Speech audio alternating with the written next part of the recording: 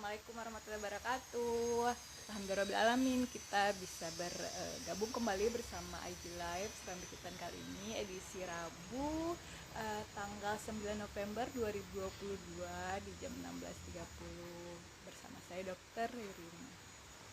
Kali ini tema kita itu tentang gadget. Judulnya adalah gadget dan anak zaman now. Kenapa kita ambil temanya ini? Karena setiap kehidupan kita di saat sekarang ini biasanya membutuhkan gadget, dari mulai pesan makanan, pesan tiket, berkomunikasi, belajar, dan lain-lain biasanya itu butuh gadget. Jadi kali ini kita kerucutkan itu untuk gadget dan anak zaman now. Nah, bersama narasumber kita kali ini adalah Dr. Asti Yuliada SPKJ. Saya perkenalkan sedikit ya, beliau adalah salah seorang psikiater lulusan dari Universitas UNS dan satunya adalah lulusan dari Universitas Syahkuala. Langsung saja ya kita invite beliau.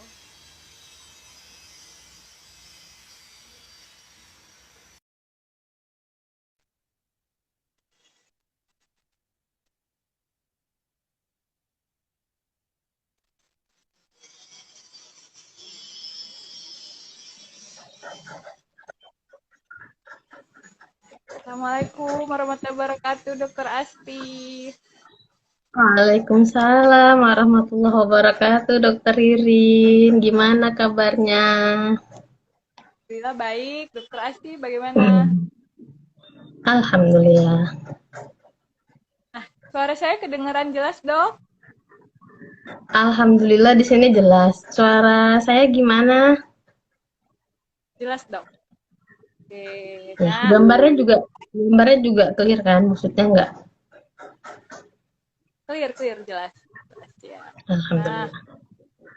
Dokter Asti, kita langsung aja ya Dokter Asti ya untuk mempersingkat waktu ya. Siap, Nah, siap insya Allah. Tema kita kan tentang gadget. Jadi kita mulai segala sesuatu itu kan pasti ada sisi positif dan negatifnya ya Dok, termasuk gadget. Nah, kita mulai dari sisi positif gadget ya Dok. Bagaimana sih Dok gadget itu sebagai media belajar? Apakah ada syarat khusus untuk pemilihan aplikasinya Dok? Iya, terima kasih sebelumnya untuk Dr. Azrina Asfani yang udah mengundang saya sebagai pembicara pada hari ini, juga kepada Serambi Ketahanan Medan. Mudah-mudahan diskusi kita hari ini bisa bermanfaat ya bagi yang nonton. Terutama kalau kita membahas gadget ini kan sangat terkait ya dengan kehidupan kita sekarang yang sudah sangat semua serba teknologi. Tentunya seperti yang Dr. Ririn tadi bilang bahwa gadget sekalipun dia punya manfaat terhadap kita, juga ada sisi negatifnya yang akan kita bahas nanti. Kalau untuk pertanyaan apakah gadget ataupun dalam bahasa Indonesia yang kita sebut dengan gawai itu bisa menjadi media belajar, itu tentu bisa, karena memang zaman sekarang ya apalagi pada masa kemarin pandemi COVID itu kan semua dialihkan menjadi sistem belajar daring yang online yang menggunakan teknologi, sehingga anak-anak diajarkan untuk belajar dari rumah dan menggunakan gadget sebagai media belajar seperti itu.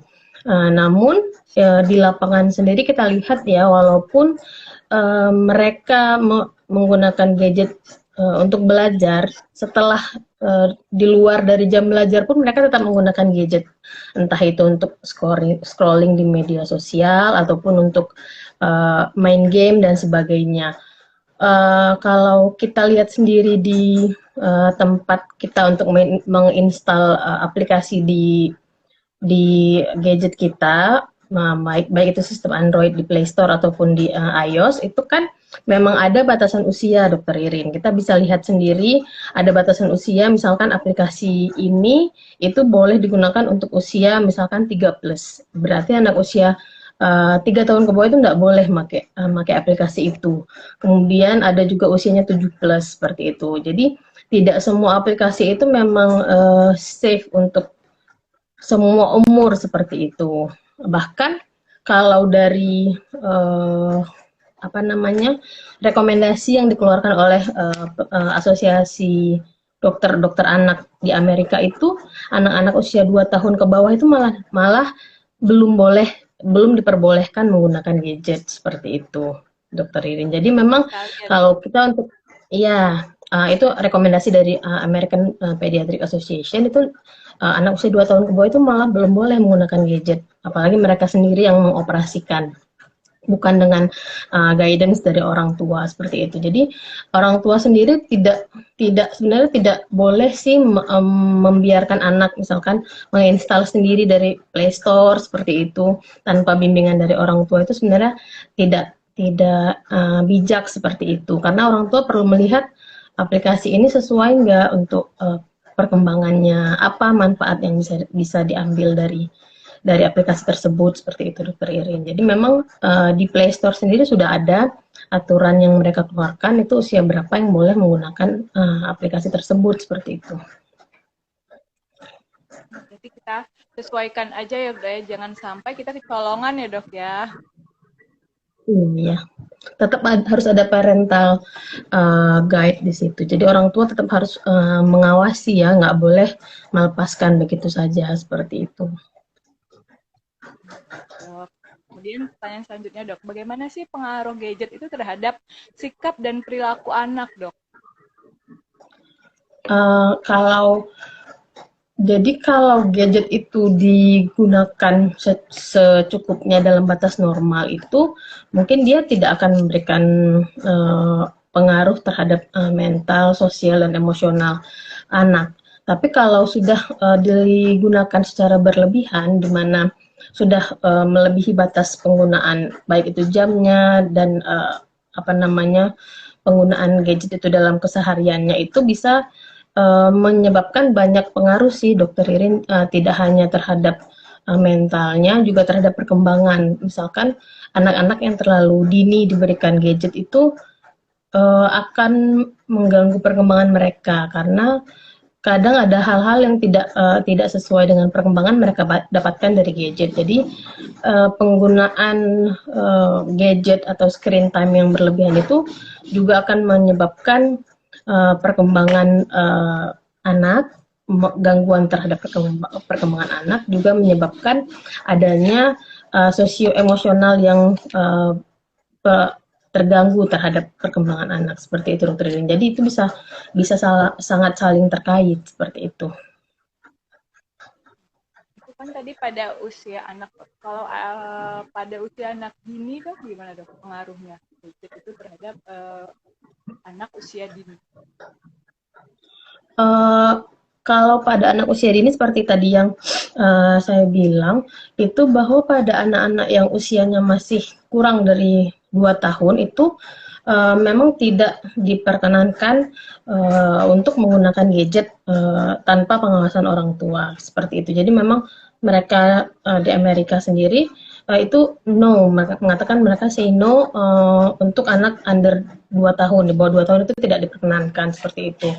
Karena itu akan sangat mengganggu perkembangan mereka. Seperti yang kita tahu bahwa perkembangan anak-anak usia perkembangan pada anak itu kan terjadi pada usia golden age-nya itu kan di bawah 2 tahun ya, Dokter Irina. Jadi jika itu pada saat fase itu terganggu oleh karena penggunaan gadget yang berlebihan, itu akan menyebabkan gangguan perkembangan pada anak. Bahwa yang paling sering dikeluhkan itu ketika anak terlalu dini terpaparkan dengan gadget itu adalah perkembangan bahasa mereka, karena mereka kan terbiasa untuk menonton screen, mereka tidak ada interaksi kan di situ, tidak ada interaksi dengan gadgetnya, itu bisa menyebabkan perkembangan pada bahasanya itu bisa terlambat seperti itu, Dokter Irin. Salah satu gangguan yang bisa muncul ketika penggunaan internet itu gadget berlebihan pada anak usia dini. Berarti bisa speech delay gitu ya dok?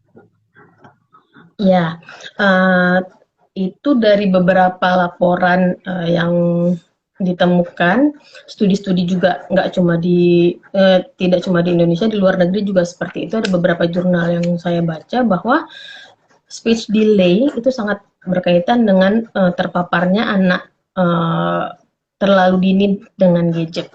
Jadi itu karena pada saat penggunaan internet ataupun penggunaan gadget yang berlebihan itu, screen time-nya berlebihan itu juga akan mengganggu apa namanya, mengganggu fungsi otak, di mana terdapat perubahan regio otak yang namanya itu bagian frontal itu akan menyebabkan anak-anak yang terlalu cepat terpapar dengan gadget itu, yang terlalu sering berlebihan menggunakan internet itu, mereka akan menyebabkan gangguan pada perkembangan bahasa. Jadi anak-anak itu akan kesulitan untuk menemukan kosakata-kosakata. Jadi anak-anak yang terlalu sering menggunakan gadget, mereka akan miskin, akan terlalu minim kosakata yang mereka miliki seperti itu karena kurang interaksi dengan orang lain, dengan orang tuanya misalkan ataupun dengan kakaknya, karena mereka hanya berinteraksi dengan screen, dengan layar seperti itu. Jadi itu sangat mengganggu perkembangan bahasanya seperti itu, Dokter Irin. Makanya bisa menyebabkan speech delay. Jadi berapa jam tuh anak-anak dok boleh main gadget? Ini tadi kan yang tadi udah saya bilang kalau dari American Academy of Pediatric Association itu rekomendasinya itu kalau anak kurang dari 2 tahun itu memang belum boleh menggunakan gadget sendiri tanpa pengawasan orang tua. Jadi memang kurang dari 2 tahun itu tidak disarankan untuk menggunakan gadget. Untuk anak-anak yang 2 tahun sampai 12 tahun itu mereka mengatakan 1 jam dalam sehari. Tapi itu adalah total penggunaan. Untuk anak-anak remaja itu 2 sampai 3 jam dalam sehari. Begitu Dokter Irfan. Itu adalah rekomendasi penggunaan yang dianggap tidak berlebihan. Seperti itu. Jadi dok, gimana nih dok kalau misalnya strateginya untuk pembatasan waktu itu sendiri dok? Misalnya dia udah jam, gimana cara strateginya untuk membatasi waktu anak itu bisa bermain gadget sesuai dengan usia? Ya, memang kan kalau memang sudah jatuh ke dalam kondisi yang kita sebut dengan kecanduan ataupun istilahnya itu adiksi gadget ataupun adiksi internet itu mungkin akan lebih sulit bagi orang tua untuk melakukan perubahan, apalagi kalau perubahannya itu tiba-tiba. Jadi memang ini adalah suatu manajemen yang multimodal. Jadi nggak cuma kita melibatkan anak di situ, maksudnya memaksa anak untuk mengurangi penggunaan internet, tapi juga kita harus mengedukasi orang tuanya. Jadi di sini selain pembatasan penggunaan internet yang kita edukasi kepada anak bahwa penggunaan internet ini memiliki banyak efek negatif terhadap dirinya ke depan seperti itu. Kemudian tidak boleh langsung kita turunkan misalkan sesuai misalnya anak ini sehari-harinya pakai internetnya itu 4 jam misalkan lah kita bilang dalam sehari 4 jam kita langsung berhentikan jadi 1 jam sehari. Itu kan pasti akan menyebabkan anak-anak menjadi marah, tersinggung ataupun kan sesuatu yang selama ini sudah menjadi kebiasaannya itu kan akan hilang, itu kan akan menjadi sebuah beban baginya. Jadi itu yang harus diatur secara perlahan-lahan. Jadi tidak langsung kita turunkan ke 1 jam sehari seperti itu. Jadi kita turunkan perlahan-lahan.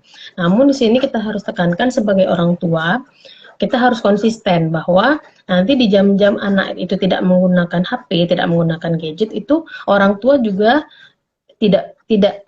sebaiknya tidak menggunakan HP. Jadi anak itu mengambil contoh dari orang tuanya. Jangan nanti anak dilarang main HP, tapi orang tuanya main HP dan tidak memberikan perhatian kepada anaknya. Itu kan tidak bijak seperti itu. Jadi ketika free screen time-nya itu berlangsung, orang tua juga memberikan perhatian kepada anak. Misalkan dengan menggantikan dengan aktivitas lainnya, Dokter Irin. Misalkan dengan bermain mencari games yang sesuai dengan usia seperti itu. Misalkan anak-anak yang masih kecil diajak bercerita, membacakan buku cerita kepada mereka ataupun bermain puzzle banyak sekarang permainan edukatif yang bisa diajarkan, bisa diajak bermain dengan anak-anak kita ketika mereka tidak bermain gadget. Yang pasti orang tua harus punya keterlibatan yang mendalam ketika anak itu sudah tidak bermain gadget, ketika anak sudah mau mematuhi jam tidak bermain gadget itu, orang tua juga tidak bermain gadget. Jadi ketika anak dijauhkan juga orang tua harus memberi perhatian penuh kepada anak seperti itu. Jangan malah orang tua yang main tapi anak tidak boleh main, itu kan tidak memberikan contoh yang baik. Kemudian kalau memang kalau memang anak itu belum ada komorbid itu berarti adanya penyakit penyerta. Misalkan kan yang namanya adiksi internet ini bisa juga berefek atau menyebabkan gangguan-gangguan lain pada anak.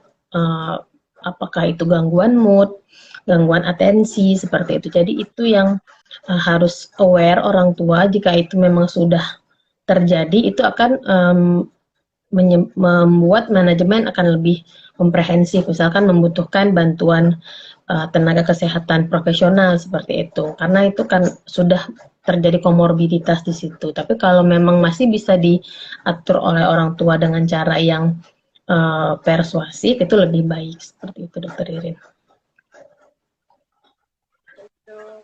Nah, kemudian sebenarnya Dok, apa sih yang membuat si anak ini bisa jadi kecanduan gadget gitu, Dok? Kalau kita membahas adiksi ini ya memang kompleks sekali seperti itu. Jadi adiksi internet ini juga tidak jauh berbeda dengan adiksi lainnya, misalkan adiksi zat-zat terlarang ataupun adiksi lainnya, itu memang berpengaruh sekali dengan yang namanya reward system di otak. Jadi adiksi internet secara sendiri itu bisa terjadi ataupun terjadi pada anak khususnya itu dipengaruhi oleh neurobiologi, yaitu adanya gangguan ataupun biologi di otaknya, tapi juga bisa disebabkan oleh psikososial. Misalkan kalau yang neurobiologi itu pada anak-anak yang terjadi adiksi internet itu ketika mereka diperiksa lebih lanjut dengan pemeriksaan lanjutan, misalkan rekam kelistrikan otak ataupun pencitraan yang lebih seperti MRI seperti itu, terdapat adanya peningkatan pada suatu regio tertentu dan juga penurunan pada regio yang lain. Jadi memang terdapat efek terhadap otaknya. Jadi ketika itu sudah terjadi, itu akan menimbulkan adiksi kepada anak-anak. Tapi ada juga faktor psikososial lainnya yang memperberat terjadinya adiksi internet pada anak-anak, yaitu psikososial ini misalkan adalah ciri-ciri kepribadian anak tersebut ataupun pola asuh orang tua. Kemudian selain pola asuh juga faktor ekonomi juga bisa menyebabkan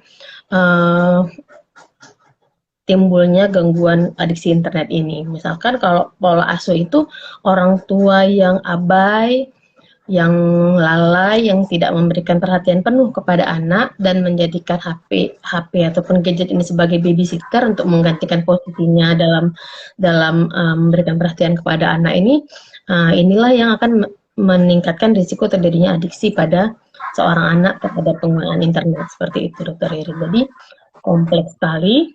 Tapi ada hal-hal yang bisa kita ubah seperti psikososial ini kan, kalau kayak pola asuh, ketika orang tua kita ajarkan untuk lebih memberikan perhatian kepada anak itu, ataupun kita edukasi juga untuk terlibat langsung dalam pertumbuhan anak, itu kan masih bisa kita modifikasi, seperti itu, Dokter Irin. Artinya kalau udah dikatakan dia adiksi, berarti ada gangguan organik ya, Dok? Dari beberapa studi. Iya, Dokter Irin. Jadi dari kalau misalkan kita bilang sih, kalau memang sudah jatuh ke adiksi, itu memang dari beberapa studi yang dilakukan terhadap anak-anak yang sudah direkam tapi ini anak-anak remaja khususnya karena mereka sudah apa namanya sudah bisa diajak untuk menjalani pemeriksaan seperti itu. Mereka para peneliti itu menemukan memang adanya kelainan pada bagian otaknya. Jadi memang neurobiologinya terganggu seperti itu. Seperti itu dokter. Memang ditemukan kelainan pada otaknya kalau sudah terjadi adiksi. Jadi di sini memang berkaitan sekali dengan kimiawi di otak. Maksud saya gini dok, apakah definisi dari adiksi itu harus ada gangguan dari neurobiologi atau gangguan atensi tadi saja sudah bisa dikatakan adiksi dok? Atau harus ada keduanya? Oh ya, jadi kalau kita mau menegakkan seseorang itu kita sebut dengan adiksi internet, ataupun kalau dalam ICD-11 yang terbaru itu disebut dengan Internet Gaming Disorder. Jadi gangguan penggunaan internet maupun game itu ada beberapa kriteria yang memang harus terpenuhi, tapi tidak harus ada gangguan, maksudnya kita nggak harus menemukan adanya gangguan pada otak dulu baru kita diagnosis dengan adiksi, enggak. Ketika seorang anak itu sudah menggunakan internet itu berlebihan, kemudian dia mengalami suatu preokupasi. Preokupasi itu bisa kita artikan dengan dia terus-menerus memikirkan tentang menggunakan internet itu terus gitu. Jadi terpreokupasi terhadap suatu hal yaitu menggunakan internet. Yang lain gejalanya itu adalah withdrawal. Jadi withdrawal itu terjadi jika anak itu nggak menggunakan internet. Ketika dia berhenti menggunakan internet, dia akan timbul gejala-gejala kayak orang kalau misalkan pakai zat narkoba, nafza itu kan withdrawalnya itu kan misalkan ada ya gejala-gejala putus zat. Tapi kalau pada withdrawal pada internet addiction ini, mereka akan menjadi cemas, mencari-cari kembali, kemudian akan jadi sedih, termenung dan mudah tersinggung ketika berinteraksi dengan orang lain. Itu gejala-gejala withdrawal kalau ketika seorang anak itu berhenti menggunakan internet. Kemudian gejala ketiga yaitu adanya toleransi. Toleransi itu artinya adalah setiap semakin hari semakin tinggi penggunaan internet seseorang. Jadi misalkan awalnya cuma setengah jam, kemudian makin meningkat karena kebutuhannya untuk itu juga semakin meningkat. Itu disebut dengan toleransi. Kemudian gejala selanjutnya adalah kurangnya kontrol. Jadi kurangnya kontrol ini artinya adalah orang itu sudah tidak bisa lagi mengontrol dirinya dalam menggunakan internet, jadi penggunaannya itu secara berlebihan. Kemudian gejala selanjutnya adalah seseorang itu menjadi nggak minat lagi terhadap hal-hal yang sebelumnya dia lakukan. Misalkan dia dulu hobi bermain bola dengan teman-teman, tapi sekarang itu dia tinggalkan karena dia sibuk bermain gadget, sibuk main internet. Itu juga termasuk gejala dari internet addiction. Kemudian gejala selanjutnya ketika seseorang itu sudah menyadari bahwa kayaknya penggunaan aku ini sudah berlebihan deh. Aku udah nggak buat PR, udah selalu main game, makan malas, tidur berkurang, tapi dia udah sadar ada masalah psikososial dari penggunaan gadget, dia tetap pakai gadget untuk bermain internet, dia tetap memakai itu, walaupun dia sudah sadar ada masalah dengan dirinya.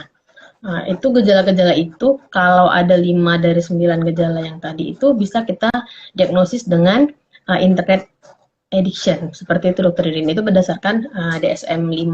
Jadi sudah ada panduan diagnosisnya di DSM-5 seperti itu. Baik dok. Nah, tadi kan misalnya udah terdiagnosis kecanduan gadget. Bagaimana cara kita mengatasinya dok? Mengatasi adiksi gadget ini memang butuh butuh tenaga ekstra dari orang tua, bahwa di sini kan kalau yang kayak saya bilang tadi ini multimodal, manajemennya komprehensif sekali gitu. Jadi nggak cuma anak yang dipaksa untuk berhenti ataupun mengurangi pemakaian internet, tapi orang tua juga diedukasi agar dia itu lebih memberikan perhatian kepada anaknya, bahwa di sini anaknya sudah timbul masalah akibat penggunaan gadget. Orang tua harus lebih aware terhadap perkembangan anaknya. Jadi kalau engagement antara orang tua dan anak itu harus lebih ditingkatkan. Kesadaran orang tua juga harus lebih ditingkatkan. Selain membatasi anak menggunakan internet, orang tua juga harus tidak menggunakan internet pada jam-jam tidak boleh menggunakan internet, seperti itu. Jadi sama-sama berjuang, karena kadang-kala anak itu melihat orang tuanya tetap pakai HP, tetap pakai gadget, kan mereka jadi ada rasa kesal di hatinya. Tapi kalau dia lihat orang tuanya itu juga tidak lagi menggunakan internet ketika mereka tidak menggunakan internet, jadi itu akan membuat mereka lebih ikhlas untuk menjalani pengurangan jam pemakaian internet, seperti itu. Yang lain adalah mencari alternatif kegiatan aktivitas-aktivitas lain yang menyenangkan bersama-sama orang tua dan anak, seperti game-game yang edukatif seperti itu, ataupun sekedar ngobrol. Kalau anak-anak yang masih usia awal, ya diajak bercerita, dibacakan buku cerita, seperti itu. Kalau anak-anak yang lebih besar sedikit, diajak bermain puzzle, atau mendengarkan aktivitas mereka selama di sekolah tadi, gitu. Jadi kan kebiasaan orang sekarang adalah memberikan HP kepada anak ketika makan, ya. Itu sebenarnya adalah kebiasaan yang kurang baik, seperti itu. Jadi ketika makan itu lebih baik tidak ada perangkat gadget di situ. Jadi lebih baik kita makan dengan konsentrasi, menikmati makanan tanpa diganggu dengan hal-hal lain, apalagi gadget, seperti itu. Jadi lebih baik kita lebih intens bercerita sambil makan dengan keluarga, jadi family time di situ. Kalau memang ada komorbiditas lain, misalkan terlihat anak ini lebih sedih berkepanjangan ketika gadgetnya itu ditarik ataupun dikurangi, mungkin bisa menghubungi tenaga profesional, misalkan psikiater anak atau psikolog klinis terdekat, seperti itu, agar diberikan psikoterapi yang sesuai dengan usia anak, seperti itu, Dokter Irin.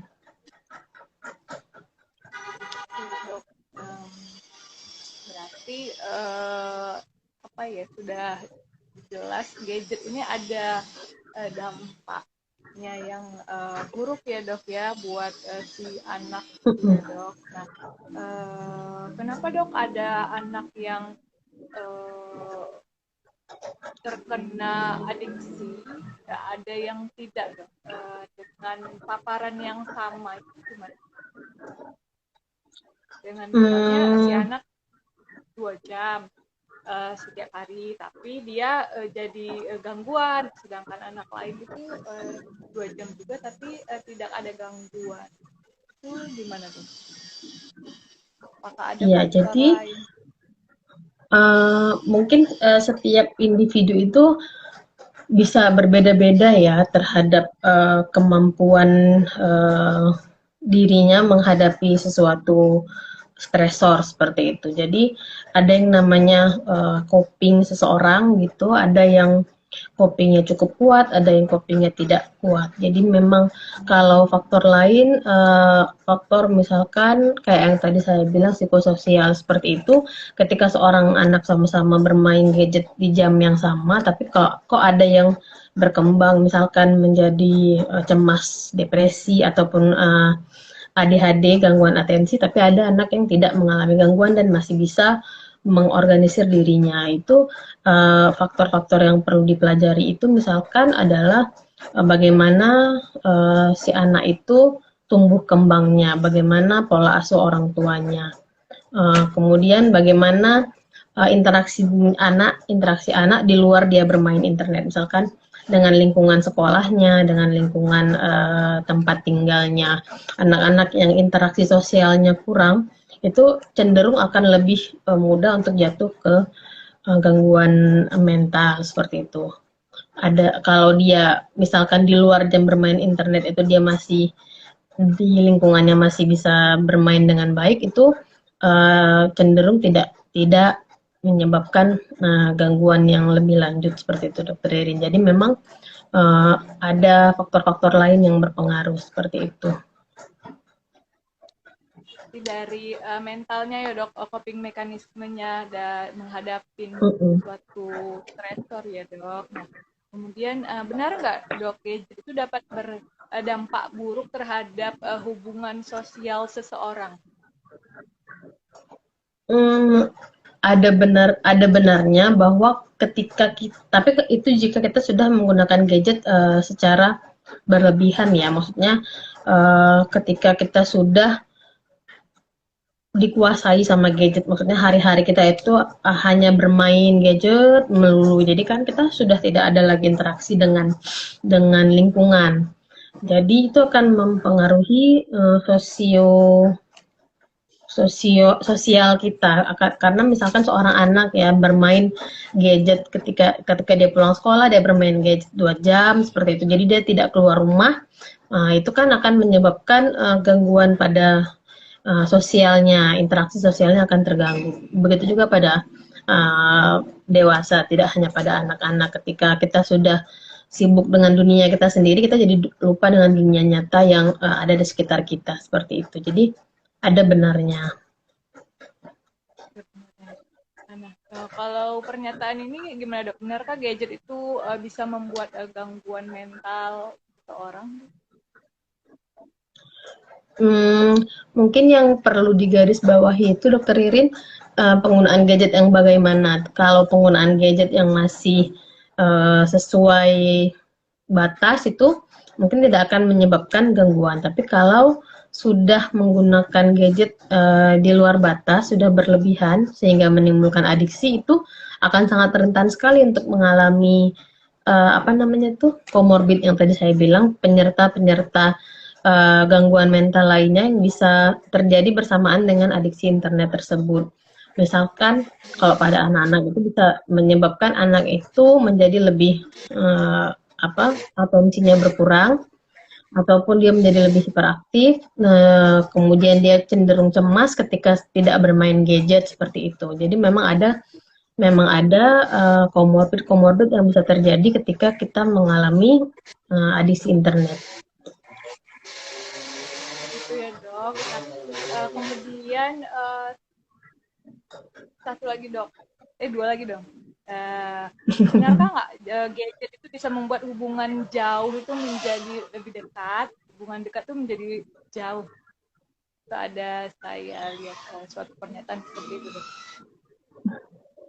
Iya, iya sih, kan ada pernyataan yang bilang gadget ataupun handphone ataupun teknologi itu membuat yang jauh jadi dekat, yang dekat jadi jauh. Itu ada benarnya ketika kita sudah sudah tidak lagi menggunakan realita kita dalam berpikir. Misalkan kalau mendekatkan yang jauh itu misalkan kita berdua lah, ini kan berarti kan kita mendekatkan yang jauh ya, Dokter Ririn di Medan, saya di Aceh, kita masih bisa berkomunikasi lewat gadget. Nah, itu adalah efek positif dari gadget sendiri. Tapi ketika kita sudah menggunakan gadget secara tidak sehat lagi, misalkan kita sama-sama di meja makan, sering kita lihat itu, misalnya kita lagi di mall, kita di meja makan, tapi masing-masing orang yang ada di situ sibuk sama gadgetnya masing-masing. Itu kan berarti kita lagi berada dalam kondisi yang dekat,